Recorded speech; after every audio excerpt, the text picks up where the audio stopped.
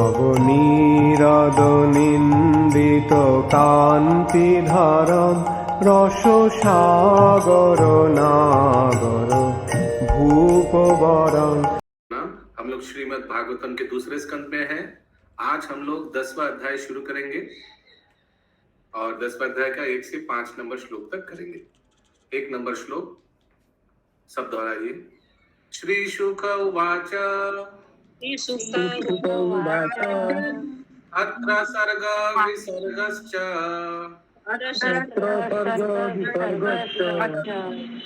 स्थानं पोषणमुदय मन्वन्तरे सानु कथा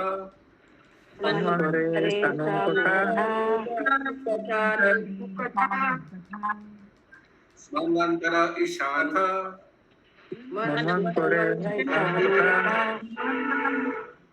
निरोध मुक्तिराश्रया।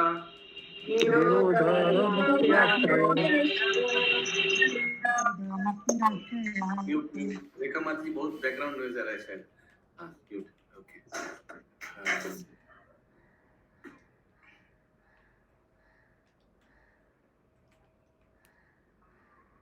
सुषमा जायसवाल माता जी शब्दार्थ पढ़िए। हरे कृष्णा शब्दार्थ। हरे कृष्णा सभी को दंड प्रणाम।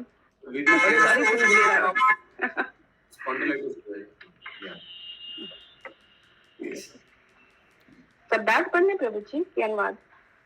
शब्दार्थ पढ़िए इसका। बहुत ही इंपॉर्टेंट श्लोक कल हम लोग देख रहे थे। श्रीमद् भागवतम का 10 characteristics 10 features of Shrimad Bhagavatam इस श्लोक में वो दिया हुआ है। ओके तो सब इस श्लोक को बहुत ध्यान से श्रवण कीजिए। शब्दार्थ। श्री शुक वाचा श्रील सुखदेव गोस्वामी ने कहा, अत्र इस भागवतम में सर्ग ब्रह्मांड की उत्पत्ति का वर्णन, विसर्ग उप उत्पत्ति का वर्णन, चा भी स्थानम ग्रह मंडल, पोषणम संरक्षण, उतयः सृष्टि की प्रेरणा, मनवंतर मनुओं का परिवर्तन, अनुकथा ईश्वर का विज्ञान, निरोध श्री भगवान के धाम को वापस जाना, मुक्ति आश्रय आधार। माता जी साउंड क्वालिटी अच्छा नहीं आ रहा है। आई डोंट नो कुछ फट आवाज आ रही है। एकदम क्लियर नहीं आ रहा है और बैकग्राउंड नॉइज भी आ रहा है गाड़ी का। ओके प्रभु मैं हॉल में जा रही हूँ। हरे कृष्णा हरे कृष्णा दंडवत।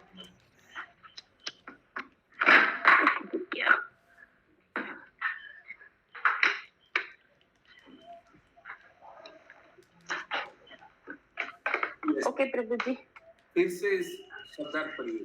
ये बहुत ही इंपॉर्टेंट श्लोक है श्रीमद् भागवतम का। इस श्लोक में अलग अलग 10 कैरेक्टरिस्टिक्स ऑफ श्रीमद् भागवतम जो 10 प्रसंग के बारे में दिया हुआ है श्रीमद् भागवतम में इस श्लोक से पता चलता है। फिर से बोलिए। शब्दार्थ। श्री सुखवाचा श्रील सुखदेव गोस्वामी ने कहा, अत्र इस भागवतम में सर्ग ब्रह्मांड की उत्पत्ति का वर्णन, विसर्ग उप उत्पत्ति का वर्णन, चा प्रभु कंप्लीट नहीं हुआ ना। हाँ बोलिए। स्वर्ग पहला, दूसरा विसर्ग, यस सर, चा भी स्थानम ग्रह मंडल, 3 नंबर पोषणम संरक्षण, 4 नंबर पोषणम, उतयः सृष्टि की प्रेरणा, 5 मनवंतर मनुओं का परिवर्तन, 6 इस अनुकथा ईश्वर का विज्ञान, ईशानु कथा ईश्वर का विज्ञान, निरोध 8 श्री भगवान के धाम को वापस जाना, मुक्ति 9 आश्रय आधार 10। बहुत ही इंपॉर्टेंट ये श्लोक हम लोग सबको कंठस्थ करना ही पड़ेगा। श्री शुक उवाच अत्र सर्ग विसर्गश्च स्थानं पोषणमुदय मन्वन्तर ईशानु कथा निरोधा मुक्तिराश्रया। अनुवाद। अनुवाद। श्रील सुखदेव गोस्वामी ने कहा, इस श्रीमद् भागवतम में 10 विभाग हैं जो ब्रह्मांड की उत्पत्ति, उपसृष्टि, लोक लोकांतर, श्री भगवान द्वारा पोषण, सृजन की प्रेरणा, मनुओं के परिवर्तन, ईश्वर का विज्ञान, अपने घर भगवत धाम वापस जाना, मुक्ति तथा आश्रय से संबंधित है। पूरा श्रीमद् भागवतम में ये 10 तत्व ही आलोचना किया गया है। ओके, अगला श्लोक 2 नंबर। दशमस्य विशुद्ध्यर्थम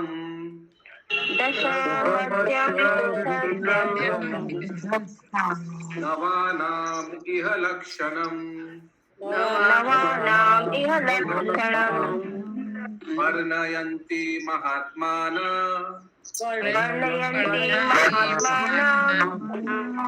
सूतेनार्थेन चञ्जसा।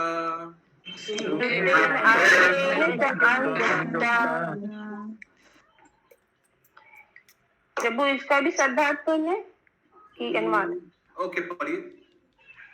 दशमस्य 10वें आश्रय का, विशुद्धि एकमात्र, अर्थम कारण, नवानम अन्य 9 के, यह इसी श्रीमद् भागवतम में लक्षणम। तो 10वां क्या है? 10 नंबर कौन सा है चंदा माता जी? आश्रय। तो ये आश्रय तत्व जो है पहला 9 तत्व का ऊपर डिपेंड कर रहा है। एक कॉल आइल बा हो। यस, आगे। देवंती के कॉल। वर्णयन्ति वर्णन करते हैं, महाआत्मनम ऋषिगण, श्रुतेन वैदिक संस्था, वैदिक संयोग, सॉरी तो क्या लिखा है, वैदिक शास्त्रों, समझ नहीं आ रहा, साक्ष्यों से, वैदिक साक्ष्यों से, अर्थेन प्रत्यक्ष व्याख्या द्वारा, चा तथा अंजसा माने संक्षिप्त रूप में। अनुवाद। यस। इनमें से जो 10वां आश्रय तत्व है उसकी दिव्यता को दूसरे से पृथक करने के लिए उन सब का वर्णन कभी वैदिक साक्ष्य से, कभी प्रत्यक्ष व्याख्या से और कभी महापुरुषों द्वारा दी गई संक्षिप्त व्याख्याओं से किया जाता है। To isolate the transcendence of the summum bonum, आश्रय तत्व को समझाने के लिए कभी कभी या दूसरे से अलग करने के लिए, क्योंकि ये आश्रय तत्व सबसे महत्वपूर्ण है भागवतम में। The symptoms of the rest are described sometimes by the Vedic inference, sometimes by direct explanation, and sometimes by summary explanations given by the great sages. 3 number. भूतमत्रेन्द्रियाधियम्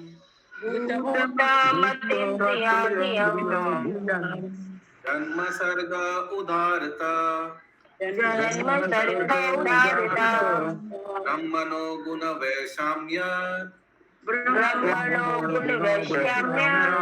विसर्ग पौरुषा स्मृता।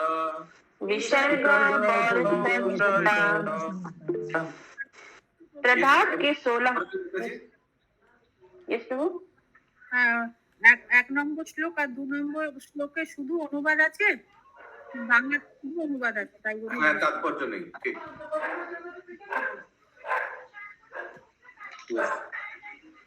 प्रभात के 16 प्रकार अर्थात 5 तत्व पृथ्वी, जल, अग्नि, वायु तथा आकाश, ध्वनि, रूप, स्वाद, गंध, स्पर्श तथा नेत्र, कान, नाक, जीभ, त्वचा एवं मन की तात्विक सृष्टि सर्ग कहलाती है और प्रकृति के गुणों के बाद की अंतःक्रिया विसर्ग कहलाती है। हरे कृष्ण। सो 1 नंबर क्या था सुषमा शो माता जी?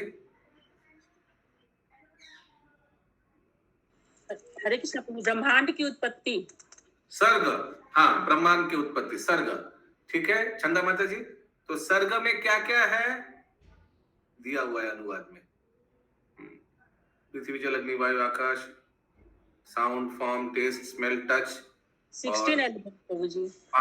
5 ज्ञान इंद्रिया, चक्षु कर्ण नासिका जिह्वा त्वक, और छठा है मन। टोटल 16 हो गया ना। ये 16 चीज मिलकर सर्ग है। ठीक है अशोक प्रभु, ये 1 नंबर सर्ग। और विसर्ग क्या है? Subsequent resultant interaction of the modes of material nature. 3 गुणों का जो इंटरेक्शन है, हिंदी में क्या दिया है विसर्ग को अनुवाद में? हरे कृष्ण प्रभु जी। प्रकृति के गुणों के बाद की अंतःक्रिया विसर्ग कहलाती है। ओके, परपोट में और देखते हैं। तात्पर्य: श्रीमद् भागवतम के 10 विभागों के लक्षणों की व्याख्या के लिए लगातार 7 श्लोक आए हैं। इनमें से तो श्रीमद् भागवतम के 10 विभाग के लिए अगला 7 श्लोक है।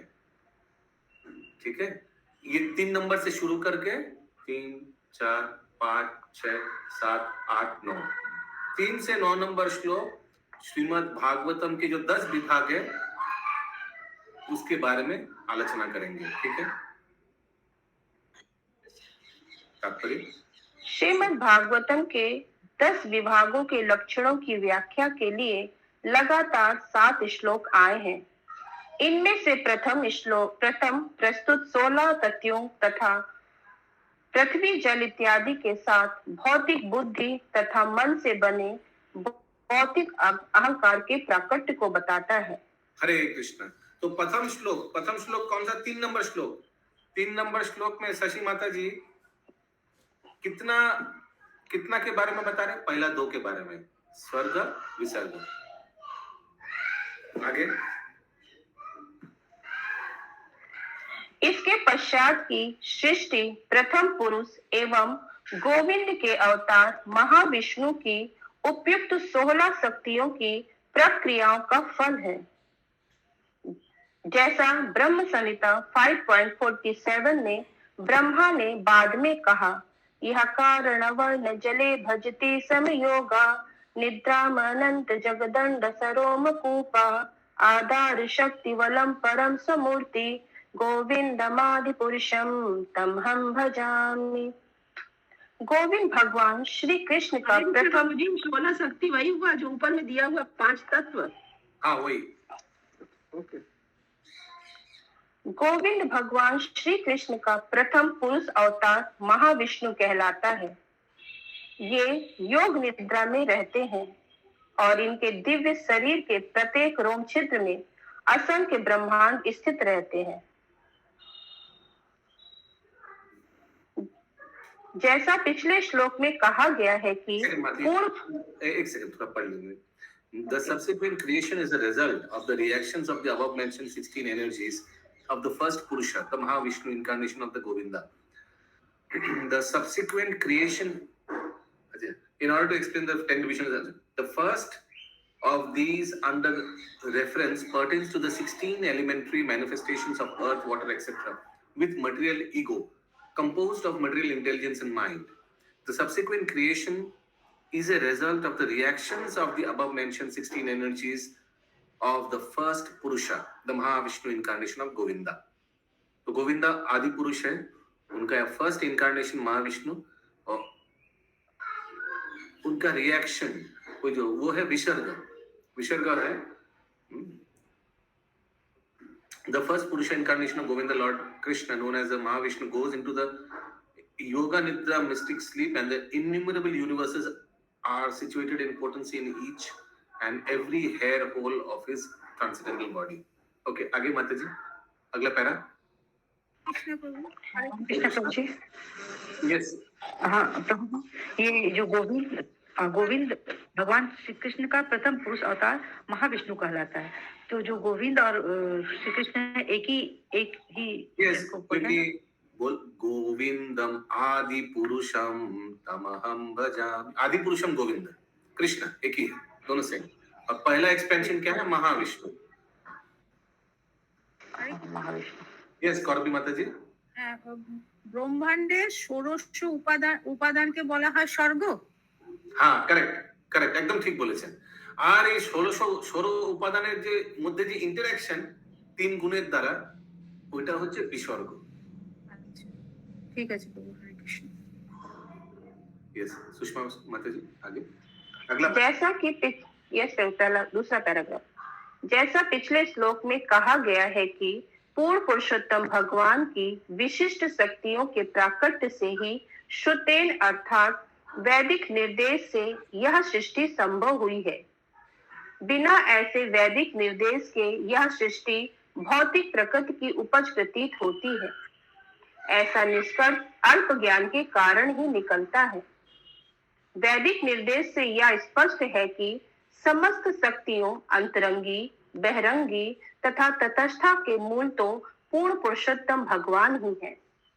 और जैसा पहले बताया गया है कि यह तो भ्रम पूर्वक पूर्ण निष्कर्ष है कि यह सृष्टि जड़ भौतिक प्रकृति द्वारा बनी है। वैदिक निष्कर्ष दिव्य प्रकाश है, जबकि अवैदिक निष्कर्ष भौतिक अंधकार है।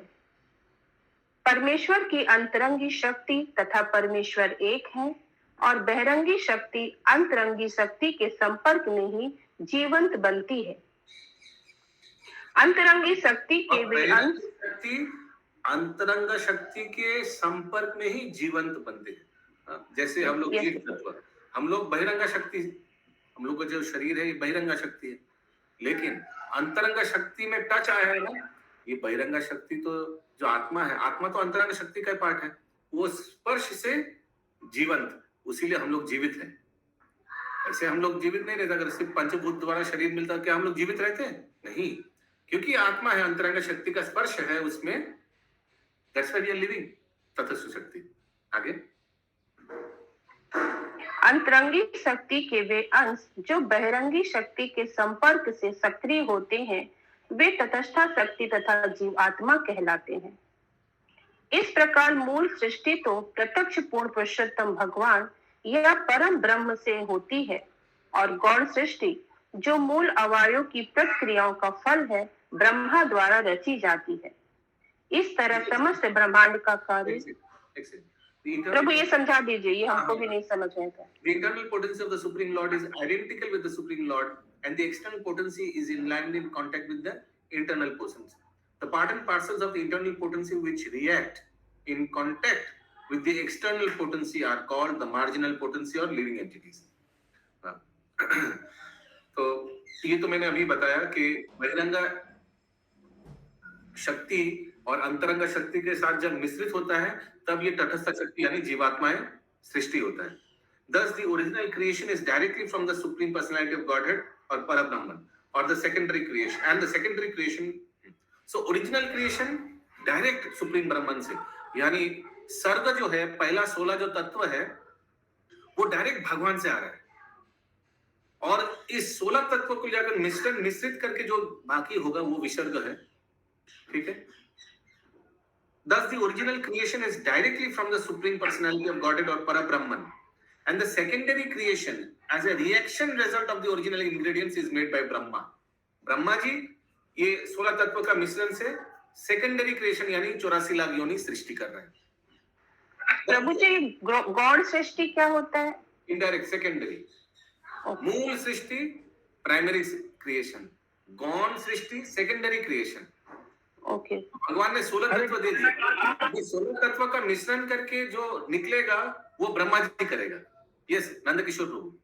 हरे कृष्ण प्रभु जी, मैंने ब्रह्मा जी का जो क्रिएशन है वही विसर्ग है, वो हाँ सेकेंडरी क्रिएशन, करेक्ट। फिर से लास्ट पैराग्राफ पढ़िए सुषमा माता जी। इस प्रकार मूल सृष्टि तो प्रत्यक्ष पूर्ण पुरुषोत्तम भगवान या परम ब्रह्म से होती है, और गौण सृष्टि जो मूल अवयव की प्रक्रियाओं का फल है, ब्रह्मा द्वारा रची जाती है। इस तरह समस्त ब्रह्मांड का कार्य प्रारंभ होता है। हरे कृष्ण। तो महाविष्णु पहले 16 आइटम दे दिया, अभी उसको देकर मिश्रित करके ब्रह्मा जी आगे सृष्टि करेगा। 4 नंबर श्लोक। स्थितिर्वैकुंठ Vijaya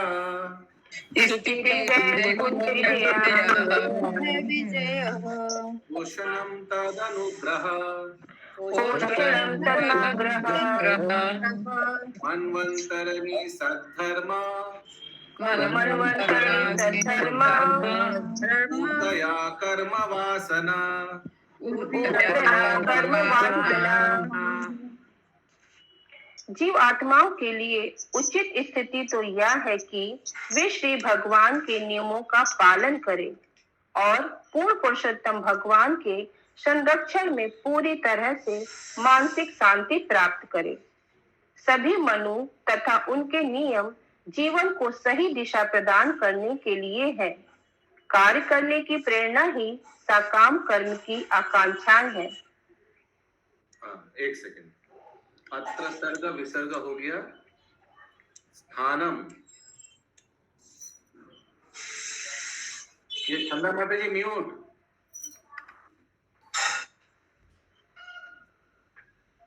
स्थानम, the planetary system, the right situation for the living entities. Oh, एक सेकंड रुकिए, बहुत आवाज कर रहा है। তোমরা নিচে গিয়ে খেলো, এখানে খেলতে হবে না, প্রচন্ড আওয়াজ করছো, নিচে গিয়ে খেলো।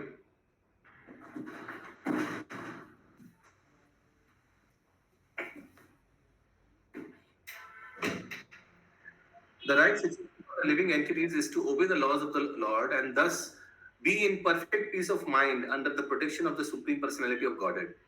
The Manus and their laws are meant to give right directions in the life. So हम लोग मालूम है ये मनु जो है, मनुस्मृति, इसमें सब लॉ बुक है। जितना भी कॉन्स्टिट्यूशन है, प्रियम्बल, कॉन्स्टिट्यूशन मालूम है ना, इसको हिंदी में मालूम नहीं क्या बोलते हैं, जितना भी देश का, ये सब मनु से आया है।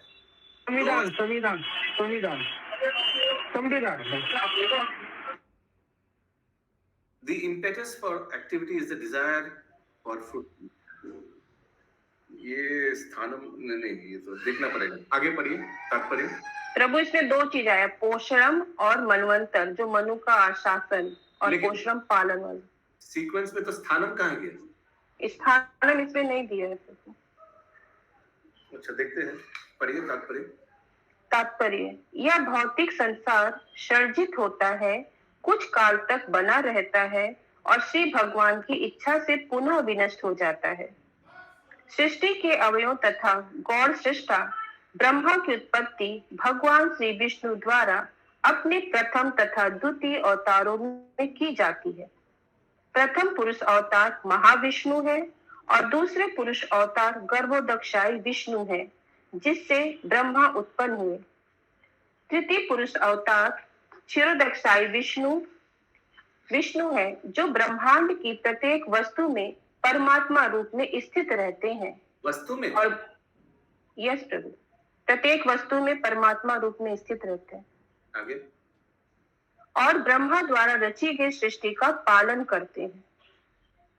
ब्रह्मा के अनेक पुत्रों में से शिव भी एक पुत्र एक है, जिनका कार्य इस सृष्टि का संहार करना है।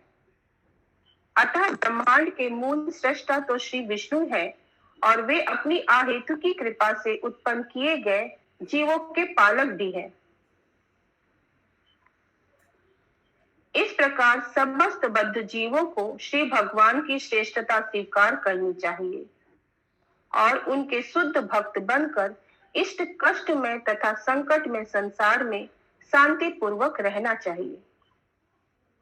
ऐसे बद्ध जीव जो इस भौतिक सृष्टि को इंद्रिय तृप्ति करने के स्थान के रूप में स्वीकार करते हैं और इस प्रकार श्री विष्णु की बहिरंगी शक्ति से भ्रमित होते हैं, वे फिर भी भौतिक प्रकृति के नियमों, सृजन तथा विनाश के पात्र बनकर यहीं रहते हैं।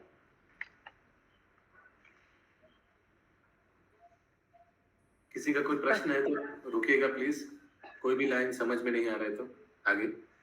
हरे कृष्ण प्रभु जी। बोल रहे शिव जी को खाली प्रलय का कारण बता रहे इसके अंदर में, तो कहीं पे हम एक जगह में कैसे ऐसा पढ़ रहे हैं, शिव जी से भी पूरा सृष्टि आगे बढ़ रहा है, जैसे जितने बड़े जीव है ऐसे पढ़ रहे थे शिव जी और माया शक्ति द्वारा। बहुत आवाज आ रहा है। यस, एक तो है यहाँ जो शिव जी का बात किया जा रहा है, ये रुद्र है, यानी ब्रह्मा जी के त्रिनयन से जो शिव जी निकला है।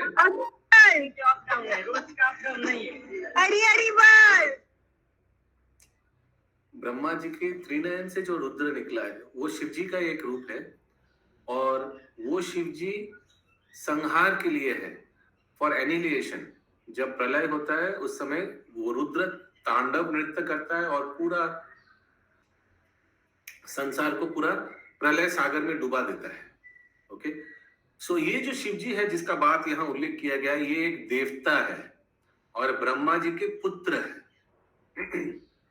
लेकिन हम लोग को ये भी मालूम है कि शिव जी भगवान का तमोगुण के अवतार भी है, तो साक्षात शिव तत्व भी है, भगवान ही है उस एंगल से।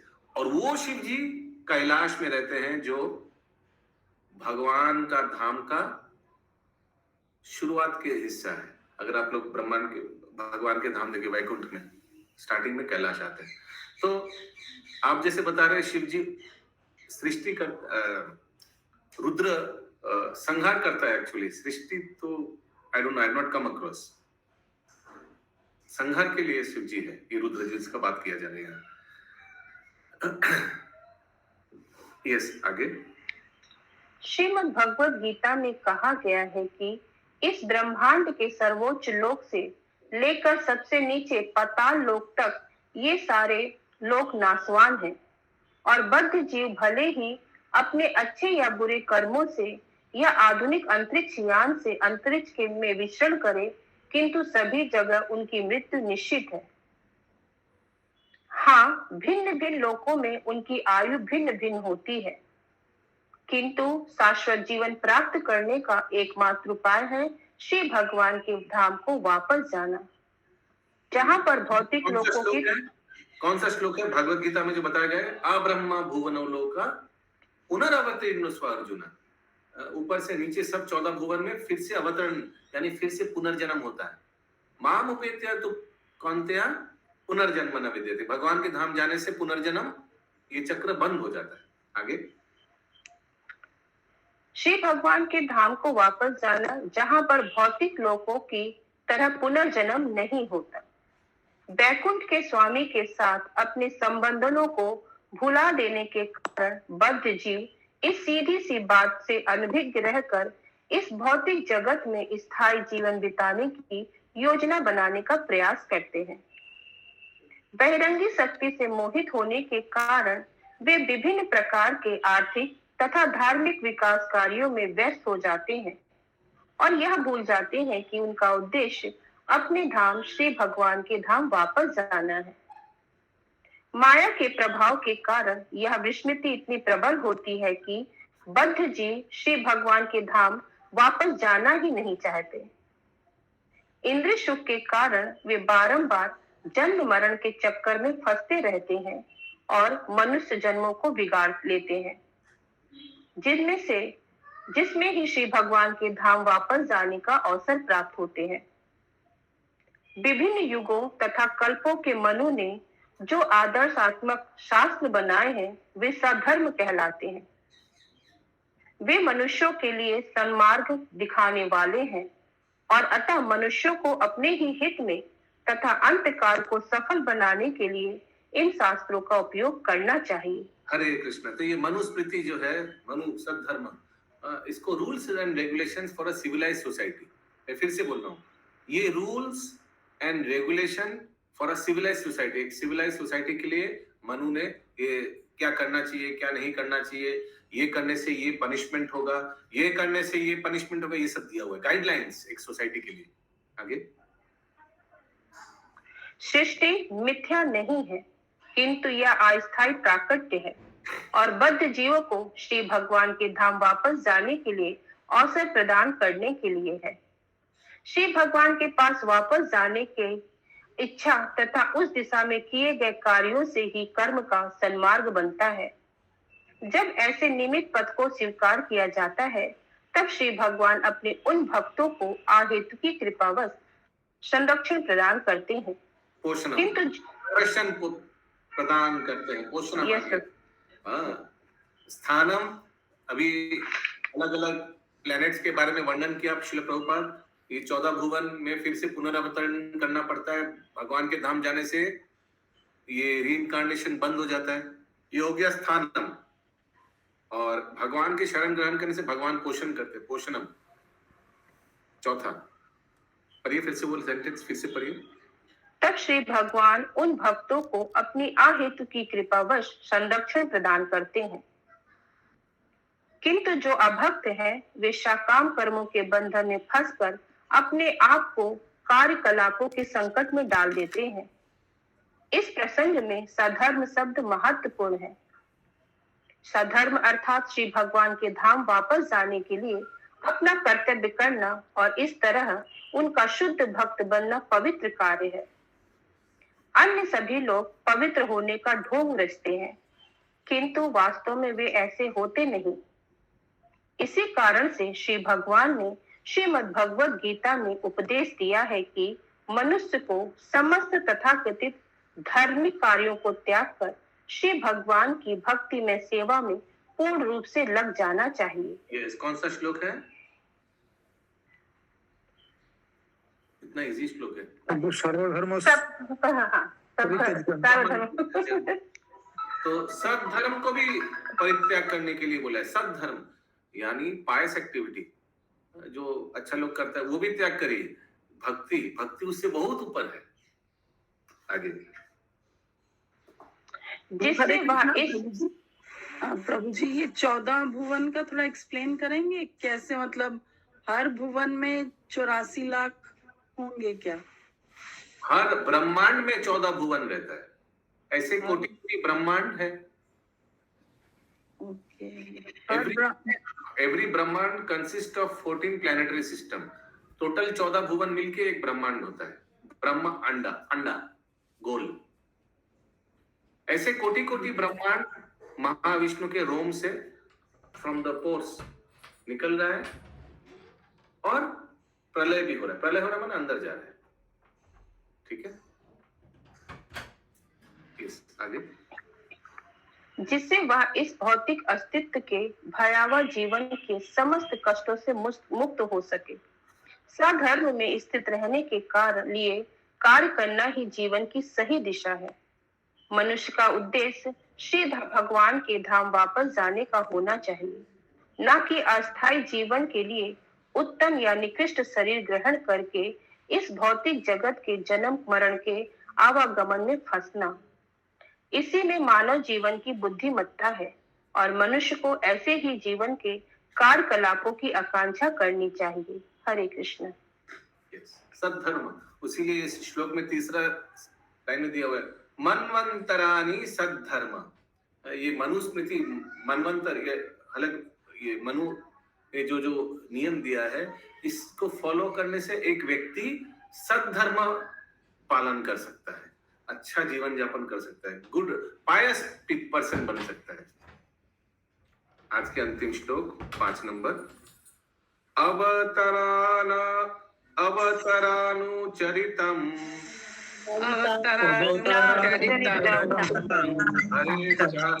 हरेश्चानुवर्तिनम् पुंसाम् ईश कथा प्रोक्ता नानाख्यानोपभ्रमीहित।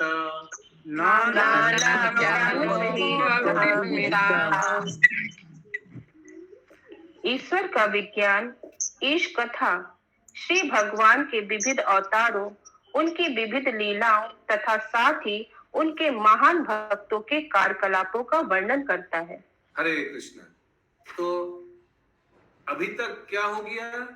अत्र सर्ग हो गया पहला श्लोक यानी 3 नंबर में। 4 नंबर में क्या हो गया? अत्र सर्ग विसर्ग हो गया 3 नंबर में। 4 नंबर में स्थानम पोषणम ऊतया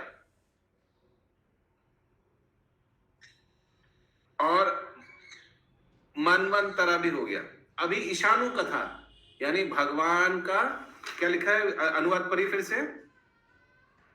ईश्वर का विज्ञान, इस कथा श्री भगवान के विविध अवतारों, इनकी विविध लीलाओं तथा साथ ही उनके महान भक्तों के कार्यकलापों का वर्णन करता है।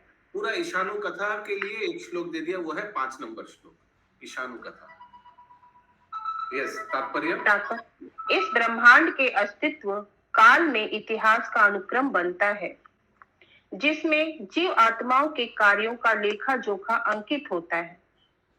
सामान्य रूप से लोगों में विभिन्न व्यक्तियों तथा कालों के इतिहास तथा आख्यानों को जानने की प्रवृत्ति होती है, किंतु ईश विज्ञान के विषय संबंधित ज्ञान के अभाव के कारण वे श्री भगवान के अवतार के इतिहास का अध्ययन करने में सक्षम नहीं होते।